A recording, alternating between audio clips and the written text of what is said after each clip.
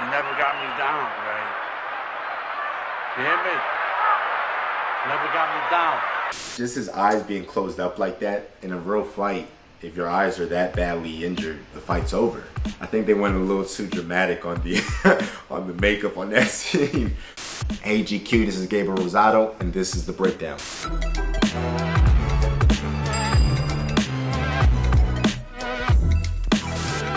First up, Cinderella Man. Don't sit down, you're not tired, you're fine, you're fine. Get that thing out of here, he don't need it. Why is he sitting down? Not sitting on a stool, it's something that fighters do. And it's kind of like to get in your opponent's head to make them think you're not tired. It's just a mind game. That's what that strategy is. I know some fighters do it. I've actually done it myself. Why is he sitting down? Nah, man, I'll probably smack my coach back. I've seen fighters that their coaches will do that. A lot of the times the fighters that their coaches smack them, the trainer is his father. It all depends. Every fighter's different. You just have to understand your fighter. I guess his trainer saw they need to wake up, snap out of it, and he gives him a good smack. This guy is a bull rusher. He's gonna keep coming at you all night until you stop him. He can't back up, you stop him. I actually like that part where he's kind of looking up to the lights and everything gets kind of foggy. I've experienced stuff like that where I'm in the corner, you kind of zone in and you don't hear anything. You have that talk with yourself like, man, this fight's tough, let's suck it up, let's go. And it seemed like in that moment, that's what he's doing, getting himself back into the rhythm. You gotta beat this son of a bitch from the inside out. You get in there and you hit him and you keep hitting him until you break his nose. It's very realistic. When the coach is giving you advice, when you get back to the corner, it's very important. So you definitely need a trainer that's confident and believes in you and just gets you back into the fight. It's obviously a tough fight. I like my trainer to tell me exactly what I need to do. I don't need a motivational speech like some guys do. I like detail of what I need to do, what I'm doing wrong, to make adjustments. So the corner is pretty much the head coach, it's the assistant coach, the spit bucket guy, and then it's the cut man. If you're cut, then the head coach doesn't enter the ring. He stays outside and the cut man enters the ring because then he has to take care of the cut. Johnson is making noises about matching him with Max Baer for the title. The shot to his abdomen is probably the worst shot, especially if you get hit right. You get hit on a sweet spot, what it does is it paralyzes your legs. So mentally you're all there and you're in the game, but it pretty much shuts your legs down. Get in there and get that sucker! He's showing tremendous determination!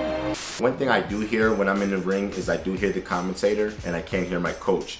Pretty much the crowd, you kind of like block them out. Even in the midst of the crowd going wild, for whatever reason, you're still able to hear your trainer.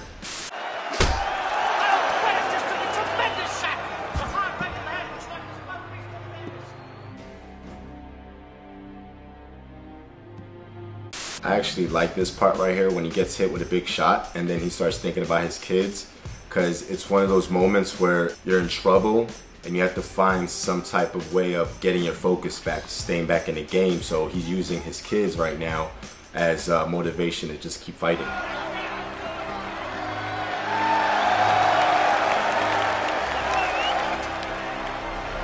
The rules are that you have to take the mouthpiece to the corner and they have to wash the mouthpiece or have a second mouthpiece. For a mouthpiece to fly out and you pick it up and put it back in your mouth, it's more for like a dramatic scene, but it's definitely not realistic in a real fight. Round 11 is obviously a very competitive fight. The other guy is definitely in better condition, so in this scene it comes down to just will. It's all about catching a rhythm. You know, sometimes you can go into the 11th round and you're just totally out of it, but he found the inspiration to like keep fighting, having flashbacks of his kids and knowing that he had to win the fight. So at that time they fought 15 rounds. Now it's 12 rounds. They changed it because there was a lot of deaths, so they felt that it was just too much head trauma going into 15 rounds in a fight.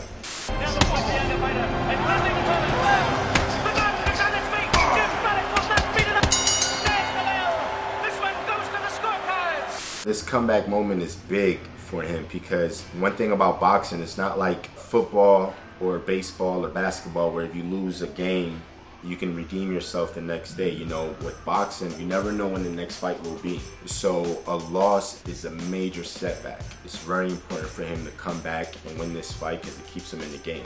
And the winner by unanimous decision, James J. Freddie. When they go to the scorecards and they call it a unanimous decision, that means that all the judges had him winning the fight. If it's a split decision, then that means 2 judges have one guy winning the fight and another judge has the other guy winning the fight. It's pretty much like a shutout. Every judge had him winning the fight. As far as the shots, you know, it's really good shots. This is about going into like the 30s, I believe. Those fights were a lot more brutal. When a fighter was hurt, they didn't immediately stop the fight or the referee won't jump in. So it was very normal for a fight to be that brutal at that time. It's definitely a lot different than how a fight would be now. There's more safety measures where if a guy's taking that much of a pounding, the referee's definitely gonna jump in and stop the fight. Next up, Raging Bull.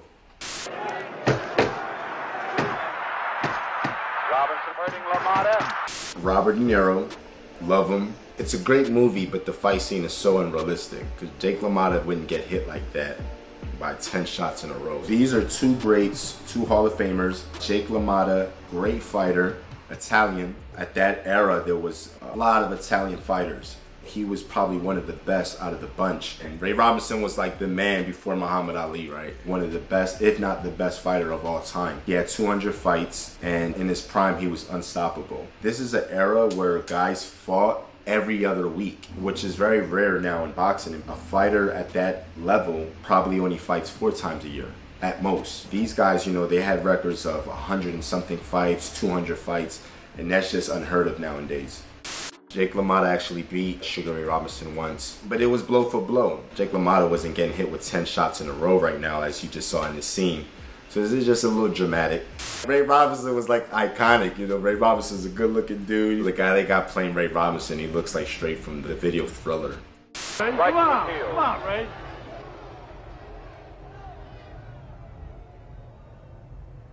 Everyone's different. I know that when I'm in a fight, I zone out and it's just me and my opponent. You know, I don't get caught up with the crowd. I don't get caught up with the atmosphere, the lights. So that scene where they're just kind of like locked in, very realistic, it happens. It's kind of the mentality you have to have in a fight. Boxing is a game of seconds and inches. It just takes 1 second to get hit with the wrong shot or inches. If you get caught up with the crowd in that moment, you can get hit with that shot and it's lights out. One thing they got right is Ray Robinson was never able to put Jake down. Jake carried pride in where, you know, you can't hurt me. Jake LaMotta, right to the heel. Come on, Ray. The part where he's kind of like calling Ray in because he wants Ray to hit him with his best shot. He wants to show Ray like, you can't hurt me. That's realistic. I've done it where a guy hits you with a good shot and you kind of stick your head out at him just to kind of let him know like, you can't hurt me. Jake did that to Ray when they fought, but never where he's just letting Ray hit him with 10, 20 shots at a time. And if that happened in an actual fight, the referee would just jump in and stop the fight. It would be considered a TKO. Blood does splatter in the crowd, but never to that extreme. If you're sitting ringside and sweat and all that stuff, even snot, as gross as it is, but it happens. I've been cut badly in one fight where I had 3 cuts over one eye. Man, it was just so much blood and, you know, it gets crazy. But never to that extent. There's certain things you don't take going into a fight, like you don't take aspirin, thins your blood, you don't eat garlic, you don't drink alcohol in training camp. When you get cut, you want that cut to be able to get closed easily, so you want your cut man to be able to put cut medicine and keep the blood flow from going. Some fighters just bleed a lot more than other fighters.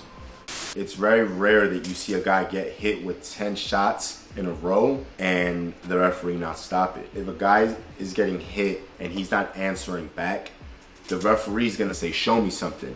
In that moment, if you don't throw a shot back, you leave the referee with no choice but to just stop the fight. The fight is stopped on row after row. The way a fight is scored is who's landing the more shots, who's landing the bigger shots. Because see, I can land a jab and you can land a big right hand, so that's one apiece. But if my shot had more steam to it, was a bigger blow, then I get that point. Another way you can score a round is by ring generalship. Who's controlling the rhythm of the round? Like who has the better foot movement? Who's rolling and slipping the punches? So when punches are coming, who's slipping a lot better? They consider that ring generalship. So you can actually win rounds without throwing shots. The other opponent can throw more blows, but if you're able to make him miss by rolling and slipping, you're actually winning the round on ring generalship. There's actually a fighter, Willie Pep, who actually won a round without throwing 1 punch. This is back in the 30s. He made his opponent miss about 70 punches. And he won the round just on ring generalship, just with head movement, slipping, and using his feet. It looked so good that the judges gave him the round. Into a definite defeat. And when I say that, I mean Jake. Him walking to Sugar's corner doesn't happen. It's not allowed. The referee can disqualify you, or he can take away a point. You have to go back to your corner. He never got me down, right? You hear me? Never got me down. Just his eyes being closed up like that in a real fight, if your eyes are that badly injured, the fight's over. I think they went a little too dramatic on the on the makeup on that scene, but it is what it is. Next up, Rocky. Yeah, so this already gets me like going with the music and him running through the neighborhood. You know, I'm from Philadelphia, so this movie is like legendary to me. And it's just pretty much what a fighter goes through. You know, he's waking up in the morning, he's getting his run. What the scene is showing is he's preparing for the fight with Creed. Usually training camp is a period of 6 weeks to 8 weeks where you're preparing for a fight. That's pretty much what he was doing right there as training camp. Running is beneficial. We call it road work. Some fighters run 3 miles, some fighters run 10 miles. It's important because it gives you stamina and endurance in your legs. Let's say a 12-round fight is about 45 minutes. You definitely want to go run for at least that amount of time. That way your legs are accustomed to being in the ring and bouncing around and moving. And another thing is, when you get hit with a shot, what it does is it impacts your legs. A good body shot can kind of paralyze your legs. So when you run, you build that endurance where your legs have a lot more strength to be able to take those type of blows. If there's anything that a fighter would have to do in a camp, the most important thing would be sparring and running. Everything about boxing is a rhythm. So when you're doing that speed bag, you can go fast or you can go slow. That speed bag moving that quick and you being able to adapt to it, it increases your speed and your endurance. And then it's working the eye coordination.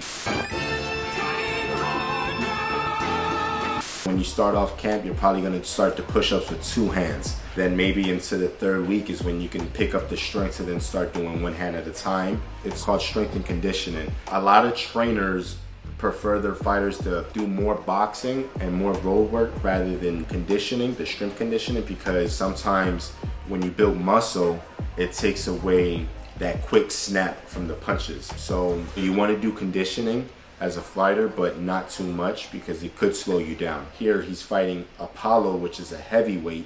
So these guys are a lot bigger, so you definitely want to put on muscle and you definitely want to be stronger. So it's more realistic for the heavyweights to do this kind of workout where they don't have to worry about making weight because they're 200 pounds plus. A heavyweight can vary from 200 pounds to 250 pounds. The weight advantage doesn't matter. When we were watching the scene with Jake LaMotta and Sugar Ray Robinson, that fight is a middleweight fight. So you don't want to put on too much muscle because then you can't make the weight. So I fight at 160, I started my career at 154, and now I fight at 168, which is super middleweight. The medicine ball, the assistant coach is hitting him on the abs. It's so that you can absorb impact in a ring. An average guy with a great 6-pack, he won't be able to take a blow from a boxer because it's a difference from you having a 6-pack and turning your body into a shield. It's not just for looks. It's actually to be able to take that impact. It's a great workout. I do this for my camps. Beating up the cow, I don't know about that part. Definitely not doing that for camp, but it's interesting. It is normal that you're running by yourself because not too many people want to wake up at 5 in the morning and run 5 or 10 miles with you. But some fighters do have sparring partners. They do camp together where then you wake up in the morning with your sparring partners and you guys can kind of put the road work in together. But for the most part, it's always by yourself. I probably do my road work 75% of the time alone. I think with Rocky, it was all mental. He wasn't the quickest guy, the sharpest guy, wasn't the brightest guy, but he had that will to win. Just goes to show how far you can go if mentally you put your mind to something. I think that's what Rocky did. You know, those steps are just literally 15 minutes away from where I lived in Philadelphia. Everyone runs up the Rocky stairs and it's something that I would do in training camps. It's actually a really great workout. Definitely tried it a couple times. I grew up idolizing Rocky. If you're from Philadelphia, you know it's about cheesesteaks and Rocky. One thing I respect about the film is that you can tell that Stallone is an actual boxing fan. I remember doing Creed with him. He actually wanted to pursue a professional boxing career. And he told me about his experiences of boxing with actual pro fighters, Joe Frazier, Roberto Duran, and it was really fun to hear these stories. The movie was definitely very realistic to what a fighter really goes through. Next up, $1 Million Baby.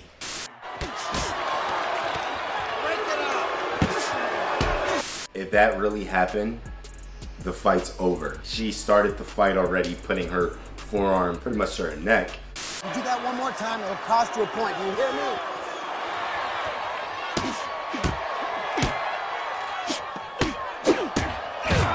Referee warns her, and now she hits her with a blow, which was obviously blatant. It would stop the fight. It would be a disqualification at this point. You've seen things like this happen in fights where Mike Tyson tried to break a guy's arm. One time when he bit a guy's ear. You know, when you're doing something like that that has nothing to do with boxing, the fight's over. It's just not in the rules. Once you're warned, if you do it again, it's a disqualification. All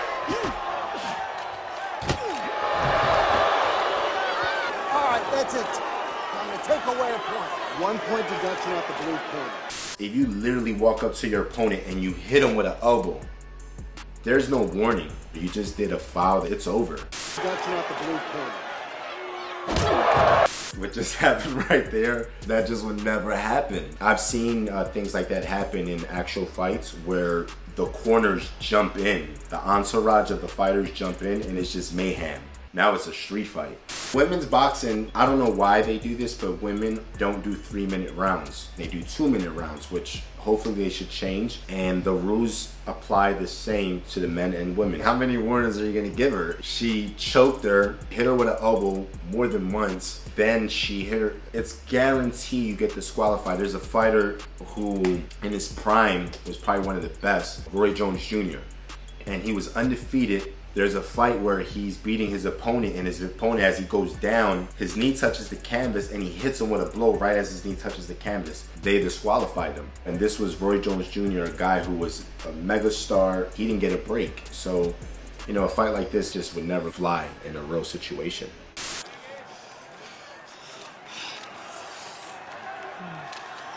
What he's doing is he's applying medicine to the cut. You want to squeeze the cut and you want to apply the medicine and kind of stop the blood flow. In different states, they allow certain medicines. So maybe a cut medicine that you can use in Las Vegas, you won't be able to use it in New York. So each state varies. What do I do about the bear? You know, they step into the outside and hook into the lever. That's good coaching. She's asking him what should she do and he's giving her good advice and he's staying poised. It's a good interaction with the fighter and the coach at that moment. I want you to hit it right up under her skinny ass, understand? Right in the sciatic nerve. Just keep digging it in there, digging it in, and just keep sticking her. He's obviously an old school trainer. Old school trainers get very specific, you know, hit him in the liver or hit him in the equilibrium, which would be a shot back here. One of the rules in boxing when you're training for a fight is not to allow anyone to record your sparring sessions. Let's say you do have an injury and obviously it's recorded, that can leak. I went into a fight where I suffered a tear calf muscle. I didn't want anyone to know or anyone to be in the gym just because I didn't want to go into the fight and my opponent have that information. She obviously has a bad cut and her face is swollen up bad, but she's still in the fight. She's actually outpointing her opponent, but her opponent is just fighting very dirty.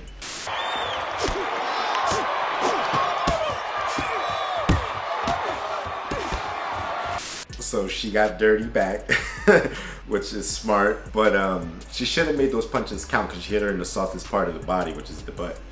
I understand why she hit her in the butt. She should have made it count and like hit her somewhere else, but at least she's trying to gain her respect. I would have threw shots in the back of the head, which are called rabbit punches. Every fighter is gonna do dirty tactics, but it's all about doing it in a way where it doesn't look dirty, right? It always happens with fighters that really genuinely don't like each other and they really want to hurt each other. There's certain things where you can do where if you're in a clinch, and let's say the referee is standing on this side to my left, and I have a free right hand, I can throw blows to my opponent's back and the referee doesn't see that. It's dirty, but the ref isn't seeing it. You have to be slick about it. what they were doing was just obvious, blatantly hitting each other in the back of the head, the choking and things like that. It just would never fly in an actual fight. From the ears to right here is all, you know, it's all open, and the side of your ribs, anything behind is dirty. Anything behind the head is a dirty blow. Anything below the waist is dirty as well. When someone gets knocked down, you have, it's called an 8 count. You have to be up before 10. If the referee is counting you down and you're on the ground and he says 10 and you're still not up, the fight's over, it's a knockout. A referee can be counting and you can get up, but if you're wobbly and your eyes are foggy and you're kind of stumbling, the referee usually say, come walk to me. And if you're not capable of walking that straight line, then the referee can call the fight off. Once I saw this, it's just like, oh man, whatever. Like, this is just not accurate on what a real fight is about. Obviously, being a fighter, I want to see something that's, you know, realistic. Well, what happened, honestly, in the sport of boxing, your entourage is jumping in the ring and this just got streaked. Like, there's no ruse, it's over.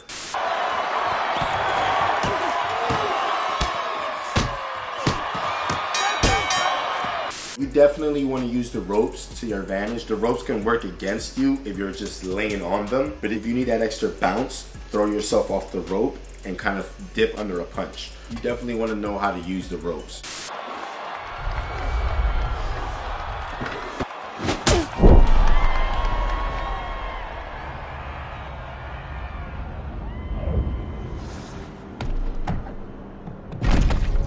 You only get a minute break. Right? So the moment that the bell rings, the assistant coach, his job is to immediately put the stool in the ring because you want your fighter to get as much time as they need to recover to go into the next round. So he's doing what he's supposed to do. For whatever reason, the stool wasn't sitting up, and then, you know, she gets hit. Obviously, you see the trainer trying to take the stool back in, but it's too late. But that's very realistic. As soon as the round's over, the first thing you want to do is get the stool in. Yeah, I've never seen that before. The scene makes me so upset. It's like, man, this is crazy. It's a good movie, but it's just not a realistic fight scene. Next up, Creed. I moved to Los Angeles due to an agent had called me, told me I had a good look for film. I'm in the gym and I get on the treadmill, and the guy that was the choreograph guy for the movie Creed, he's seen some of my fights on HBO, and he's like, hey man, you're the perfect guy for this role. I don't know what he's talking about. I don't know what movie he's talking about. And I'm like, okay. And then we exchange numbers. He calls me a week later and he's like, hey, can you come to Warner Brothers Studio? And then I find out that it's the movie Creed with Rocky. And I'm like, wow. It was just wow that my first movie was definitely like, you know, playing a boxer in my hometown. So it was super cool. Go tomorrow, let's go! This is actually the first time that a fight scene in a movie has been one shot. We probably shot that day for about 10 hours. I think we started shooting at 9 in the morning to like 9 at night. It was crazy. Each take was one shot. So me and Michael, we worked on the scene on the choreographed part for about 2 months because we had to get it down to a T. You know, you couldn't make any mistakes. We knew exactly what punches coming. I would let him know, like, really land that blow. And when I throw the shot, I'm gonna really land it on you. And there was times where we actually caught each other on the face, but since we know the shot's coming, we can write it off. And then there were times where if the camera is on Michael's right side, I had to then throw my shot to the right side. You have to make those adjustments in the middle. You don't really know where the camera guy's gonna end up. You had to be laser sharp focused for it to come out the way it did. I remember when we were doing this scene, I was getting so tired. It's like take after take after take, and you know, sometimes the crowd is screaming, sometimes the crowd is fake screaming, you know, they're doing this. Stallone comes up to me and he's like, just remember, you never know what scene they're gonna use, so do every scene like it's your last. That kind of gave me that push to, all right, let me make sure I stay sharp. It was a tiring scene, but you know, it was worth it. It came out so dope. The referee actually refereed some of my real fights. He's actually a ref from Philadelphia. You want to have a game plan 100%, but you want to be able to make adjustments. In camp, you prepare for different styles. So maybe one of your sparring partners has quick hands, and then the other sparring partner maybe is 20 pounds heavier than you. You kind of switch up the pattern of your sparring partners. You don't want everyone to have the same style. In the case that in the fight, maybe your opponent decides to box, or maybe he wants to apply pressure. Whatever the case may be, you definitely want to set up a game plan to adjust in the middle of the fight. That's a clinch. A clinch is only dirty when you're doing excessive clinching and you're not allowing the fight to like flow. The clinch is to take that moment to regroup yourself. You get hit with a shot to the body that kind of took some steam off of you. You kind of want to hold on to your opponent just to kind of catch that breather, and then when the referee comes in and splits you guys up, you're able to just kind of regroup yourself. The same thing with a headshot. You can get hit with a punch to the head where you're probably buzzed for a few seconds, where you need that clinch to kind of just shake it off, because it could just be the next punch can put you down. And another reason you want to use the clinch is to break your opponent's rhythm. So if your opponent's getting confident and he's flowing with his punches, you want to disrupt his rhythm. Gloves we were using with Grant gloves, it's probably about 6 different brands that you're able to use. So it really depends on what a fighter is comfortable with. So I remember I'm looking at the outfit in this scene and I'm like, that's corny. Hey, you know, I know a guy. And so the guy that makes my custom outfits for my fight, he actually made the fit in the scene.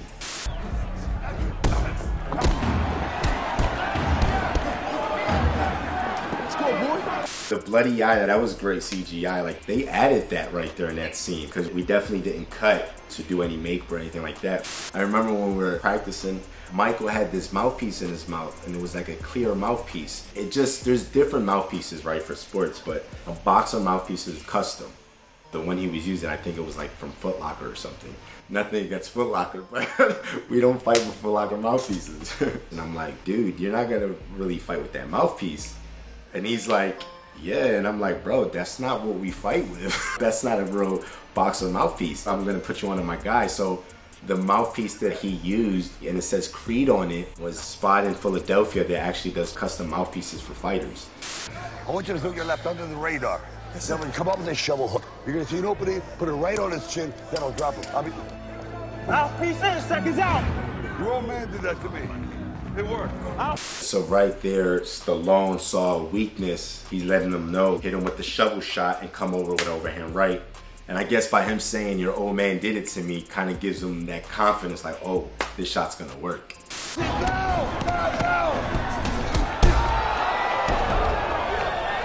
0, 7, 8, 9, 10. That's it, baby. Go, Laurent. I got up, but obviously I was like wobbled, so the referee has to stop the fight. There's some referees that allow the fight to continue, and there's some referees, they give you a 10 count and you're wobbling around, they're gonna stop the fight. So it just really all depends on the referee. With the movie Creed, all the fighters were real fighters. So it was me, it was Tony Bellew, Andre Ward, world-class fighters. So I think that's what made the fight seem so realistic. I was able to literally like touch Michael in the face with a shot, but I know that I'm not gonna put enough on it where I can actually hurt him. Next up, southpaw. Where you fight, anger is your biggest tool. Fighting angry, that drains you twice as fast. It's so important to train a fighter's mind. Whatever you can get a fighter to believe, mentally he can pull it off in a fight. So it's a very important weapon. You know, you can't fight with emotion, pretty much is what he's letting them know. You have to just be sharp. Yeah, the guy in the ring is your enemy, but if all you're trying to do is kill him, you leave yourself vulnerable. Gotta protect yourself. That's the type of trainer I can relate to more, as a trainer that likes to train your mind. So physically, you can do everything. You can be fast, you can be powerful, but really it just comes to your mindset. So what he's doing right here is he's kind of building his confidence and changing his approach. Right, our back's against the wall. It's part of the wall. Blocking our chin. Huh? Shielding yourself to block anything that comes that way. He was already a fighter that was like on top of the game, but he lacked the fundamentals, so he's showing them the proper technique and an angle on how to properly defend himself, because he was a fighter that took a lot of blows. So he's showing them the art of defense with the fundamentals and the basics, because it's hard to get hit when you're fighting an angle. I actually have a rope in my ring and I do this technique. So it's very good. Keep making a miss. Everyone thinks that fighting is just about throwing punches. It's not, it's an art. So it's knowing when a shot is coming, knowing how to properly slip. It's like a ring generalship. You actually get points making your opponent miss. Earlier in the film, the trainer says boxing is like chess, and it's true. Boxing is not about this. Boxing's about this. Boxing is like a chess game. That's a term that old school trainers use. It's all about what can I do to get ahead. So if I'm jabbing to the body and I notice that my opponent drops his right hand to block that body shot, my next move is gonna be I'm gonna feint him to the body, and the moment he drops his right hand, then I'm gonna hook him. It's a chess move. It's who's the smarter man, who makes the best move at the right time. Just block. It's him. Move your feet, move your feet. He was supposed to avoid the punches. So you're supposed to work on the skill of not being hit. There's fighters that fight on a world-class level that made it through skill. But what this is showing right here is, in order to stay in the game, you have to reinvent yourself. He's not that fast anymore, he's not that explosive anymore, so he has to add things to his game to make it into the next chapter of his career. You know, I've been a pro boxer for 14 years now, so I'm not as fast or quick as I was when I was 20, 21. So I actually find myself in the gym working on techniques like rolling, slipping, working on defense. If he wants to stay in the game, he definitely has to make those adjustments. A fighter is lucky to have a 10-year career. Anything past 10, you're blessed, especially if you're fighting on a world-class level. It's rare for fighters to fight past 10 years because the pounding you take, the abuse on your body. But I think the fighters that make it past those 10 years and are still fighting at an elite level are fighters that are able to make the adjustment and add different elements to their game. There's little things that you want to do where you can keep up with a fighter that's much quicker than you. You want to work on your jab, you want to work on your footwork. What you have as an advantage is you have experience. It's like fighting a f***ing gnat. Like a boss motherfucker. I heard that. The beauty of boxing is so diverse. Boxing is the only time where you'll literally see a mix of cultures. You'll see street guys, you'll see cops, and it brings everybody together because everyone loves the sport and the discipline of the sport. I've been in the gym where there's a cop and one of my homies probably just got out of jail, and they can have a conversation because boxing brings everybody together. It probably was a real boxing gym. One thing about boxing, it's a poor man's sport. The gyms are very rugged, very raw, and it's that type of atmosphere that you need to have that hunger, because I don't know anyone that grew up well off and privileged that is willing to go through that or put their body through that. You know, I think it's a certain hunger and a certain mentality that you have to be that fighter and get in the ring with another guy that wants to take your head off. It's about who's gonna eat. Like, you're not gonna take food from my table, from my plate. It's kill to be killed. Just being in the gym where it has that rugged, raw feel kind of keeps that killer mentality that you need to have in this sport. Next up, the fighter. Jay's 22-0. He's never been knocked down. Oh, well, that's gonna change tomorrow. In fact, we expected a much better fighter. I'm just grateful to be here and have the opportunity. Thank you guys for the shot. Mickey Ward has a really chill personality, and Mark Wahlberg is a big boxing fan, so he's playing Mickey Ward down to a T, like really chilled. And the brother is just hilarious. His character, you see it a lot in boxing. Guys are just, you know, all out there, like almost crazy. His brother was actually a professional fighter.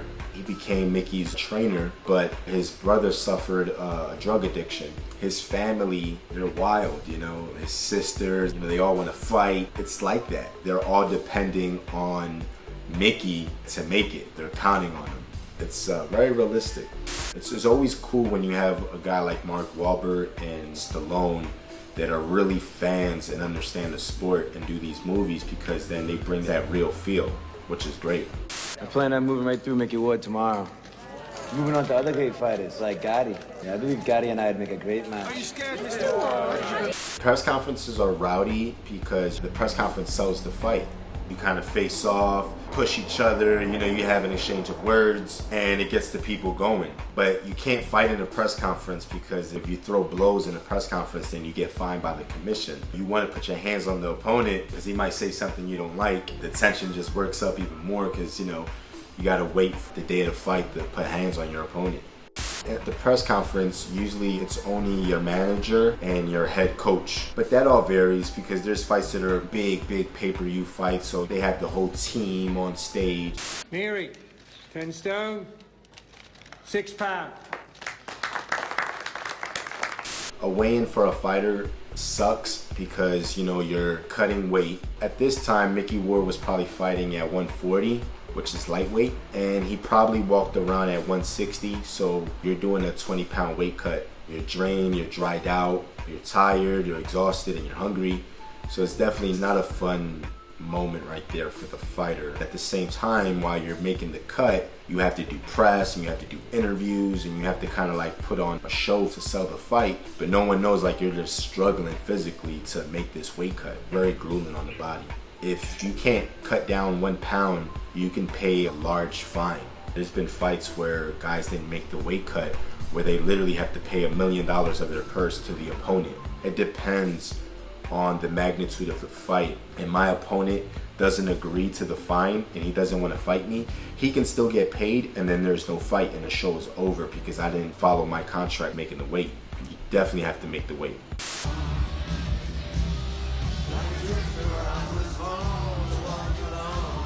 I've had 40 fights, so I've had all kind of emotions walking into the fight. And I think it just all varies on where your mindset is at. Life happens. Even when you're fighting a big fight, it really shows the day of the fight. 12 rounds of boxing for the WBU. That right there, when they're warming up, it's kind of like nerves. You have the world watching, you have the crowd, but then you're very anxious and excited at the same time. You don't know what to expect. You're not warmed up into the fight yet, so you kind of got to shadow box with your trainer and do what they're doing right there, which is like mitt work, just to kind of get into the rhythm and get the juices flowing.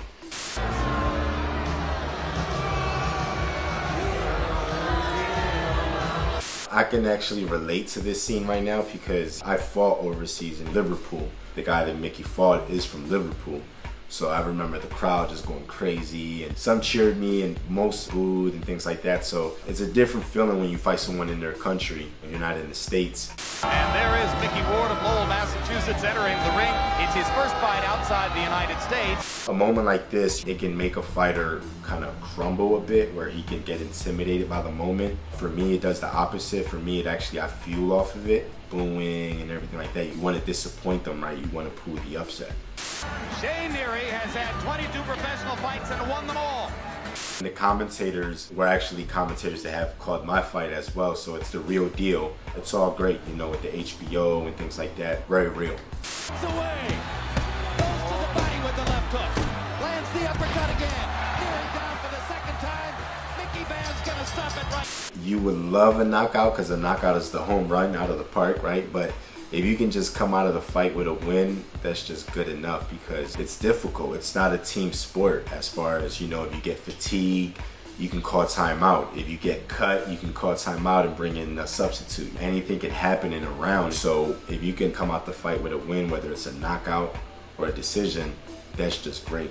The Fighter, it's probably one of the best trilogies in the sport of boxing. Mickey Ward and Arturo Gatti. Then you have Mark Wahlberg, a boxing fan who's playing Mickey. It's just a perfect combination. It's just great that a film was made of him. Thanks so much for watching these clips. I had a great time breaking down these fights that I grew up watching. See you later.